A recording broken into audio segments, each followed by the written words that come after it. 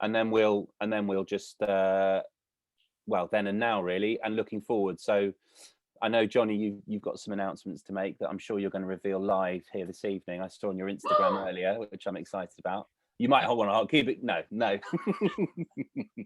I would really like to know what those are. Martin Niles given me a bit of an overview just the other day of what you guys are up to, which sounds very exciting. And Julianna, we've not had a chance to chat for a while, but you tell us this evening what's happening next for the old cheese room and all the rest of it. So I think, food tourism by the sounds of it. After last night, yes, please. Yeah. Fun. Okay, so your attendees are coming in now, Sam. So okay. We'll give them another minute. All right. So, I mean, they can see us, can't they? So I should probably say hello. Yeah, say hi. Hello, everybody. Hello. We Maybe can't do see your you. intros. We can't see you, but you can see us, which is deeply unsettling. But so what we're going to do this evening is, my name's Sam Wilkin. I make the Cellarman podcast, but I imagine if you're watching this, you might already know that. Thank you for joining. If you didn't, it's great to meet you, sort of. We've got three amazing cheesemakers here this evening, all of whom I interviewed early on in the pandemic. So back in sort of March and April last year, there were some of the first people who I got to speak to and what they were experiencing after lockdown, really, after hospitality closed. And I'm sure you're hearing a lot about that this weekend. But these guys, we've got three soft cheesemakers, broad, it's a very broad church, but three soft cheesemakers, and they all adapted in really different ways, and they're still here making incredible cheese. So we've got, well, you can see in the corners of their boxes, but we've got Jonny Crickmore from Fen Farm Dairy. We've got Julianna Sedli from the Old Cheese Room. Some of you may have seen her yesterday with a glass of champagne. And then there's Martin Gott of St. James Cheese up in Cumbria. So three cheesemakers ready to go. I'm just going to check with Tracy that everybody's kind of arrived, and then we can kick off, I suppose. Tracy, are we good to go? Sure, yeah, I think, hi guys, welcome, and thank you so much for taking part in the British Cheese Weekender. Sure, go ahead, let's go for it. Let's start, otherwise you might run out of time. Better to... Fair enough. Yeah, we don't want to be cut off. It's not the Oscars. Right, cool. Let's go. So I'm just going to play you a couple of clips from those original interviews that we did, and we just want to, let's just all just have a listen to Jonny, Julianna and Martin back at the beginning of last year. We had a little setback after the pandemic hit. We kind of stopped producing cheese, and the wholesale side of the business is kind of vanished. So we ended up with a fair amount of stock. Until 3 weeks ago, things were going really, really well, and now not only is the restaurants were gone, but they're making it harder and harder for a lot of small shops to keep open and bring the staff, and so it keeps adding to the pain for our business. We'd sort of stopped just before. I mean, we were kind of like pretty knee jerk, so we stopped same-day production on a Monday before that, So which meant just a week ahead of that sort of announcement, we definitely got the sense that things were going to go the wrong way. I did a little bit of promoting, and I did a little bit of putting the word out there how the pandemic COVID-19 has really affected us. And surprisingly or not, people are amazingly wonderful how they all react, especially local people. I find they call us up, or they send an email, or just straight go to our website and place an order. We've been making a hard cheese, or a harder cheese, since pretty much the kind of COVID outbreak was announced. So that we've got cheese that we're putting the stock on the shelf, but we're not under any pressure to sell it. We've done a 3,000 wedge promotion with Folgers Dairy in East Anglia. They're the milk brandsman. So we already sell our products through them, but not a lot. They're now like massively busy out deliveries, and we're giving a free wedge of cheese to 3,000 customers. It was important to us just to preserve the raw ingredient, really preserve the milk. That's what cheese making is in essence, is preserving milk. So that was our first and foremost concern. It's kind of quite exciting in some ways, but it is also quite tiring. My opinion is you know, trying to focus on things what you can act on, not what if and what would have been and how it will be. It's what you can do in the present, in your current situation.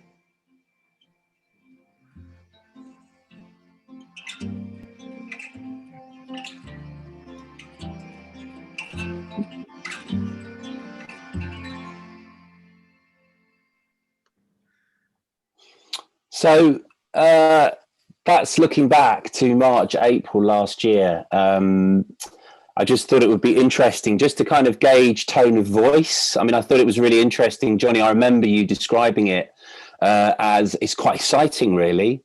And this was really early on. So I think we spoke mid-March. So it's a matter of 1 or 2 weeks after hospitality closed. And I remember you saying it's quite, like, we talked about adrenaline, and we talked about how that was empowering sort of quick decisions, strong decisions, and dealing with the situation. I wonder if that particular thing rang any bells with yourself, Julianna, or Martin, that mind space that you were in that was really kind of powered by adrenaline in those early days. Julianna, how about yourself? My memory is not great, even though I'm probably for the best. Consider myself pretty young, but yes, it was the shocking moment. I remember when we didn't have the emails pinging and the phone ringing and not knowing where the cheese is going to go, which are already in stock or in the fridge ripening room. So I remember that pretty well. The excitement and the adrenaline side of that was to come up with ideas and create something new, which brings attention, brings excitement, and we love dealing with it on the daily basis. Basically trying to find something good out of the bad. If you could call COVID bad, it is pretty bad. Yes. Martin, did any of that ring any bells? You were making, I remember you talking about making decisions, actually sort of trying to almost get ahead of it, really, and sort of, seeing that it was coming, perhaps, making those decisions as early as you could. It was interesting because we'd spent years talking about making hard cheese, and we were a little bit frustrated that we never had the surplus milk. And all of a sudden we were like, what are we going to do with all this milk? And it was like, it's quite an interesting sort of opportunity to do something that we wanted to do. But obviously you were also saddled with this storeroom full of cheese and going, where's that going to go? So I don't know if we worried too much about it. I think we were just very in the moment and dealing with the day-to-day sort of end of what we could control. And the storeroom was full of cheese, and the phone did stop ringing and people did stop ordering. But then gradually the wheels started to turn again, and what we had in store sold. And then strangely, we hit this period where we had actually more demand for cheese, and all we had was hard cheese that wasn't ready to sell yet. So we sort of hit this weird kind of gap where we didn't have anything to sell, but we'd sold everything we needed to. So, and I suppose that it was good in a way, because we got a bit of a respite from having to fight fire and deal with customers and ship orders and that kind of thing. And it gave us time to perhaps think a little differently about the dairy and the space, and a bit of time at the farm, really, to make changes that we were, keen to make. So it was the first 5 weeks of lockdown. I have to say it was great. It was, for us, it was empowering, and it was a bit of a relief, a bit of respite from day-to-day business, which is, at that time, is quite pressured. So I wouldn't say after that was as much fun, but I certainly think that there was a feeling of sort of energy in that. Well, that's a key. I think that's a key point, because when I spoke to you, Jonny, it was really early on, and I remember, frankly, this really sort of, haggard face looking back at me from via Zoom. You look, knackered, basically. You'd been surviving on kind of adrenaline and coffee and ideas. And I think you said, that the biggest drain, he said, I don't think I've spent so much time thinking about stuff, basically, like that brain energy, trying to solve problems and react to this new situation. I mean, like Julianna, have you kind of scrubbed that out of your mind now, or is that still relatively fresh in the memory, that particular time? Sorry, Julianna or Jonny? Jonny, sorry, Oh, you mentioned Julianna. I thought you meant. I did mention Julianna. Yeah, I think it was ready for us. We just made a lot of cheese for Easter. We were looking at figures for 2020 up and before obviously coronavirus hit, and they were going really well. And Easter was on its way, and we obviously sell a lot of cheese around that time. So we'd made a lot, and it was all made, and it was just really all of a sudden, like those first 2 weeks, you just saw the numbers just drop, and people keep like trying to cancel their orders, and it was looking terrible. And it was just really I suppose to begin with, I just sort of panicked. It was like, oh my God, we're going to just like throw tens of thousands of pounds worth of cheese away. This is going to be disastrous. But then as the sort of like second week sort of went, then you could then start seeing like after the sort of panic, where people were shopping. So it was really just a case, it's like people have still got to eat. So it's just, how do you get the message to those people that there's all this lovely cheese, and it's really like, it's just now coming to the point of, beautiful ripeness, and there people are queuing up outside Tesco's to try and buy pasta. They should be eating cheese. So it's really just a case of starting to think through which new markets we need to like push into, and how to access that. I mean, Julianna, I think you've now got this beautiful shiny website and a really strong sort of social media presence, and a real kind of knack, and I think this is true of all of you actually, a real knack for telling the story. Jonny, I think you said something to me before COVID, Cheesemakers made cheese and relied on people like Neal's Yard Dairy and restaurants to sort of tell their story.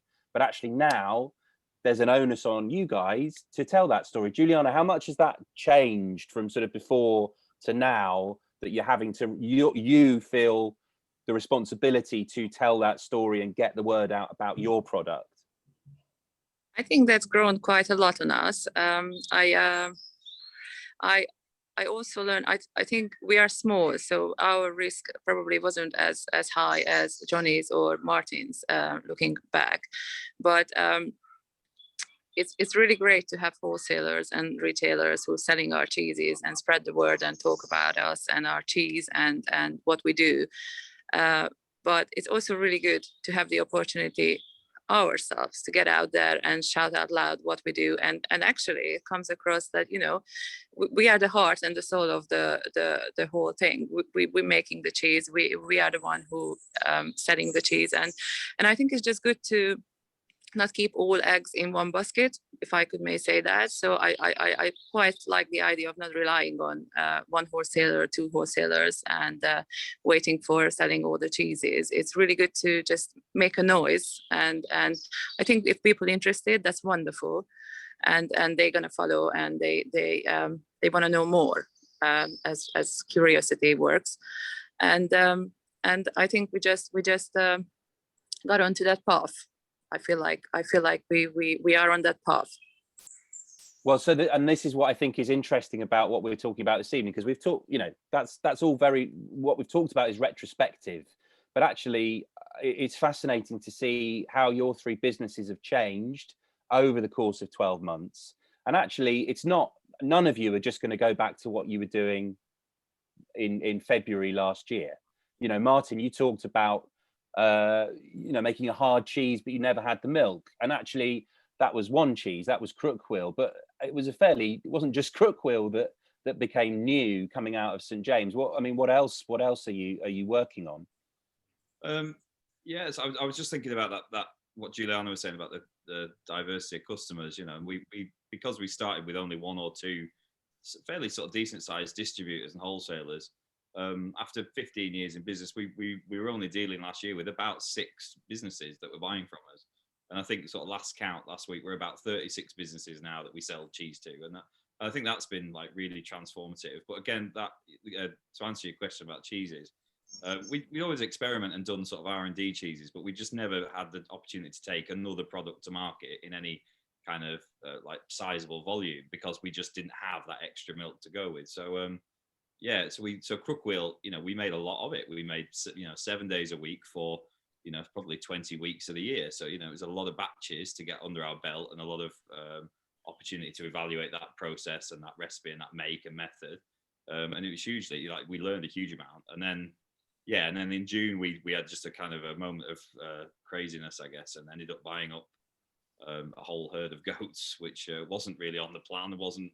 We discussed the idea previously in other years, but we'd never sort of seen an opportunity like that present itself. And to be fair, I think the way we'd always invested in the business, we weren't in a position, if that had come up, to take that opportunity, perhaps, you know. So I think COVID just created this one-off, really bizarre, random opportunity to buy goats, and we did. So we kind of doubled the livestock numbers on the farm, and that meant a lot of changes to management. And you know, we had the extra capacity there because we just recently signed up to more land and taken on a slightly bigger holding. So it really changed the dynamic that we, you know, what we're doing. So yeah, so how many new cheeses came out of it? I think I've kind of lost count, but I think some will fall by the wayside as they're maybe not successful, and others, like Crickmore, you know, I saw something on social media today, you know, saying this should be a you know, sort of modern staple new cheese, and I thought, oh, that's interesting that customers are perceiving it to be something that's an addition to the sort of national cheese board, if you like, you know. So because to us, they're still very much, it's an R&D cheese. It's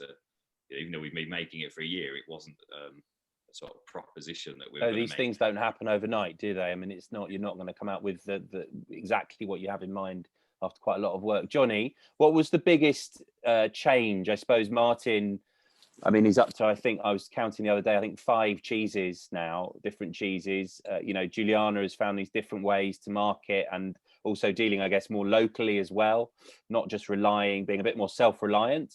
What's been your sort of biggest change over the last year, do you think? Well, it's obviously been several, but I think certainly, like like Martin was saying, we all of a sudden got an awful lot more people who we sell cheese to now. A lot of new businesses started up with, like, you know, direct to door sales, and you know, so we've picked up loads of new businesses.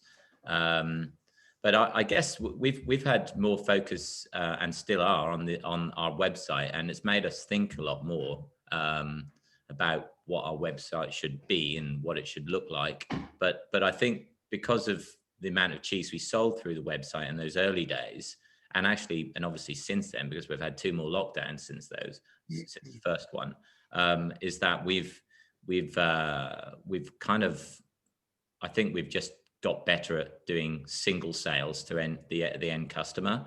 I mean, you know, when you think, oh, I'll sell a little bit of cheese online, it sounds all good, but actually once you get into it, it's thinking hard work, because it's all single people, and their cheese ends up in next door neighbour's garden or something. And I mean, I remember David Jowett saying, but I think he put it really well. He said, I'd much rather be selling, you know, a pallet of cheese to Neal's Yard Dairy once a week rather than, you know, 500 boxes to all over the UK, when it can all go wrong. You spend half the time dealing with couriers for redeliveries. There's all sorts of other bits. But I think if you do get it right, and I'm guessing that, you know, you do get it right more often than not now, you know, those lessons have been learned, that is a really useful revenue stream. And I suppose a question for all 3 of you, really, that feels like one of the biggest changes, really, is that more that self-reliance, is that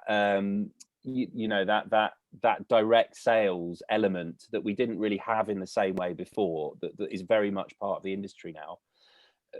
Do you see that as a permanent change for the industry? And if so, you know, for you, what is the role of wholesalers? I think I might know the answer, but do wholesalers have a lesser role these days?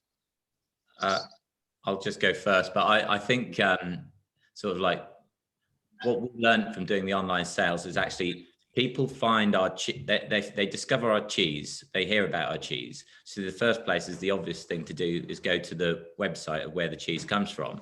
So we've thought more about what that website means, and we're looking at the way when we send, you know, someone buys a box of cheese for the first time, the way we're looking at it now is an opportunity to introduce them to our products And then from that point onwards, you know, they buy it from wherever they want to buy it. They probably don't want to keep buying it online and having it posted when they can buy it in the shop down the road. But that's what we've learned, and what we're doing going forward is we're trying to get more and more of our customers around the UK onto our map.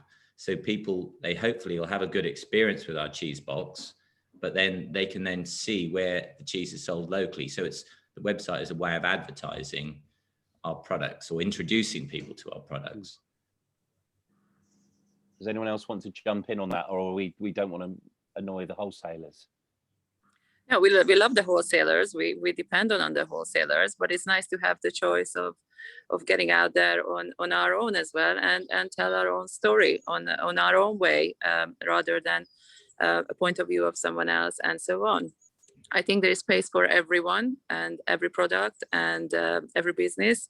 And I think COVID really brought that on, that you know, all these new businesses, all new, as Jonny said, door-to-door deliveries, companies offering direct sales, getting to know their customers, introducing their products. So the customer has the choice whether they're going to go direct again, or go to retail, or find a wholesaler, or do a mail order business.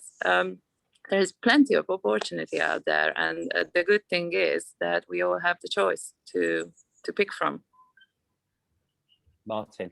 Yeah, I think we kind of didn't follow that path because, as I said, we ended up with no cheese available, you know, through this amazing sort of period of time where everyone suddenly switched to buying online and buying direct. And at that point, we'd already shipped, you know, the cheese was with our distributors.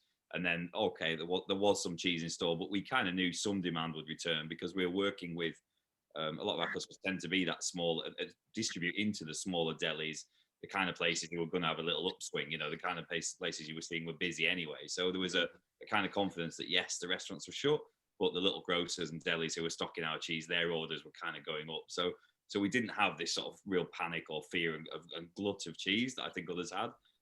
We're also a bit different because we're in a really sort of remote part of the country, and you know, I think the next 30 houses, if you walk the 3 miles into the local village, of those 30 houses, 20 of them are second homes, and of course they were empty. So the sort of locality side of things was, you know, it wasn't really an option that we were going to start selling a lot locally. We weren't going to start doing a delivery round, and even the local milkman really wasn't even delivering because there was nobody to deliver to.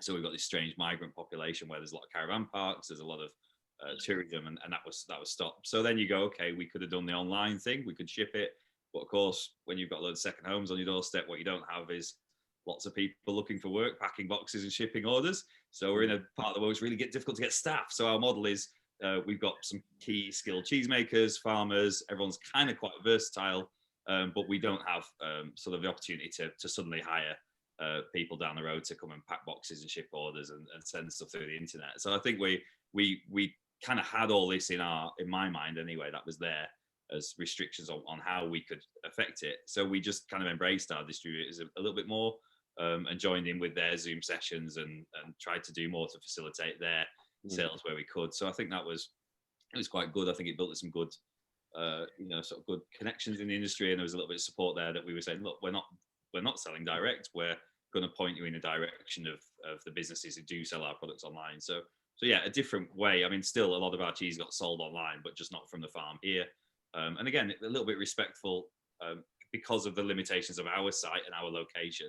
It was quite nice to pass to people who are in busy built-up areas that want to have, you know, opportunity to pack stuff in boxes and send it through the post, you know, and have a sales team or a team that can work on that. So yeah, a totally different model, but I mean, I think from my point of view, at the other end of the chain, so selling to consumers, you know, I think actually seeing your cheeses getting out in so many more different ways has only been encouraging, honestly, because, you know, like Jonny, you said, it's almost like that this is the gateway to a wonderful world. If they get one of your boxes direct from you, they get to try your cheese, maybe a couple of some of your friends are in there, you know, that's like, well, suddenly they've got the bug. And I think I've had lots of people, you know, at tastings and things like that, suddenly have their eyes open to the fact that we do make an incredible range of really high quality cheese in this country.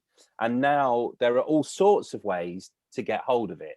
You know, I feel like they're sort of has been an impression that, you know, you either have to have a cracking local cheese shop up the road, or live in London and have, you know, a whole range of cracking cheese shops. But actually now you can have access to incredible cheeses pretty much wherever you are. And so the more people eating, you know, quality cheese, the better for everybody, whether it's you, the producers, wholesalers, retailers. Yeah, so I think Rachel here has made a really good point. Rachel Mosses, it's just said, I think it can be easy to overestimate how many local cheesemongers there actually are.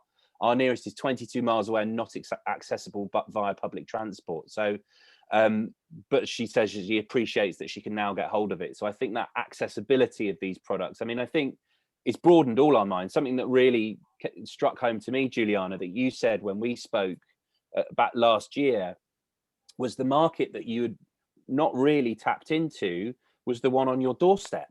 And that actually most of your cheese just went directly to London, to a select few high profile cheesemongers, and then into maybe some restaurants and into their retail sites. But actually you've discovered this whole market on your doorstep. Yes, we're lucky. We're lucky with the doorstep market. We're lucky with the local farmers markets, which some of them carried through the COVID, and we were able to trade. Of course, we lost a few, which attract quite a large crowd. The one in Frome, the Frome Dependent, but they did a virtual website for that. And yes, the market's been great. I think it helped that we widened our selections and we can offer more cheeses and our yogurt. And we find that market sales has grown. Local sales, we're doing probably smaller orders, but more orders, because we have the farm shops around here, and we've got delis, and we've got a retail place here, and actually we even got, luckily, a local wholesaler just around the corner from us. So yes, it's all adds up, and I think I got a little more hands-on with keeping in connection and relation with our wholesalers, retailers, and deli owners, and everybody. And I like that touch to be able to communicate. And even sometimes I'm not hearing what I like to hear, but you know, that's part of the deal. And we just take it from there. So yes, it's quite a learning curve. Yeah, I think that's a you always have a very positive way of sort of phrasing these things, Julianna. I think we can call the last year a fairly steep learning curve for everybody. So we're sort of gently coming to an end now. If anybody on who's viewing does want to ask some questions, we can see them in the chat. I suppose the big question that I have, just to kick things off, is, having experienced that learning curve, having made all these changes that you were imagining you might make early on in the pandemic, and then you sort of you put them into practice over the course of the last 12 months. What will you carry forwards? What will be that change? I mean, Martin, I guess, you know, you've got a broader range of products to sell to people now, but will you change how you go about doing that selling, if you like? Yeah, I think we already have. Yeah, I mean, I think we've still stuck to type, and I think we still look for, sort of more bigger distributors, that we can ship a decent volume to. But I think that telling our story the way we're telling it and working through social media means that we're trying to get it into more of those small delis just via distribution, and that's simply just because of, like I say, our location. We're a long way from the market generally. We've planned to do a lot more local, and I think that we'll see some products, maybe more new products coming to our range, which are more geared towards that local market, that sit with a sort of seasonal summer tourism market, which is strange because I think when the business does return to the lakes, which we're seeing it come back now. I think we've lost Martin there. Jonny, how about? Oh no, sorry, we just lost you there at the end, Martin. But I'm just aware of the time. I'm gonna jump on to Jonny. And just hear about, what's going to stick, basically, the mud that's been thrown at the wall, what's going to stick. I think we just got better at what we do, really, all round. We've got a good team of people at the farm. We can, as I said, we sell to more people now. I think that because of what's happened actually in the last 12 months, for Cheesemakers, I think we're in a really good position right now, because we're actually we've got all of those people who generally go abroad on holiday, and a lot of those are now going to be holidaying in the UK this summer, and being introduced to really great restaurants, really great food, and hopefully some of that is cheese. And I do, you know, I know I'm totally biased, but I do think we're really, we have got a great little cheese industry, what we do in the UK. I don't think anyone's going to disagree with you on here this evening, Jonny. I think you're quite right. It's just such a, you know, like like you said earlier, Sam, once you get to taste good cheese, it's hard going back. It's like, you can't return back to that, you know, rubbishy frozen pub grub. You're just going to go for, like, you know, once you get on there, you just want good food, don't you? You can't help it. So, you know, it's probably better for everybody to eat a little bit less, but eat better quality. Yeah, I think that's the message, really, isn't it? And Julianna, you know, going forward now, so many more people know about your cheese. I mean, what is next? I mean, Tracy Colley mentioned, you know, food tourism. Was that something you'd ever consider? Well, I'm all on board. Yes, I quite enjoy meeting people, hopefully in person, and having a chat about what we're doing.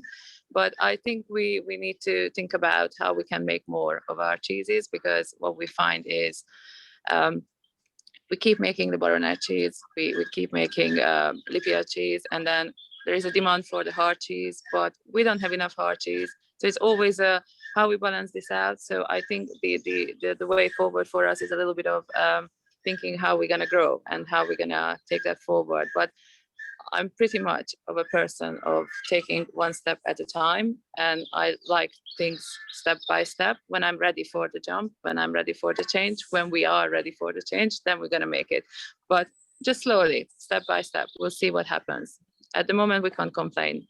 No, and I think that is, we do have to draw this to an end, but I just want to say something that I think has been kind of incredible about the cheese industry in the last 12 months is, you know, we've heard those voices at the beginning there in a time where it was so uncertain, pumping with adrenaline, having to make choices either ahead of time or in response to being very reactive. The fact that we're sat here a year later and actually you three are all talking about growth and diversifying and moving your businesses forward. You know, you've not just survived in the last 12 months, you've actually adapted and grown. And I think that is a testament to you as individuals, obviously, and to your businesses, but to the industry as a whole. And that, I have to say, is, you know, I'm incredibly proud to be a part of this industry. And I think it's why this British Cheese Weekend is such a brilliant thing, and that people are getting to sit and hear you talk, you know, so brilliantly about what you've been through and about what's coming next. So I want to say a massive thank you to you three for, you know, taking time out when you probably have 1,000,001 other things that you could be doing this evening. So yeah, big thank you. And yes, so thanks very much from me and from Tracy and from everybody else. Roger Longman's just jumped in there from White Lake saying, I love this job. Fair enough. That's great. So thank you very much. Tracy, over to you. Thanks, guys. Thank you everybody for joining. You guys are awesome. Don't ever forget, you are the most amazing cheesemakers, and maybe Roger as well.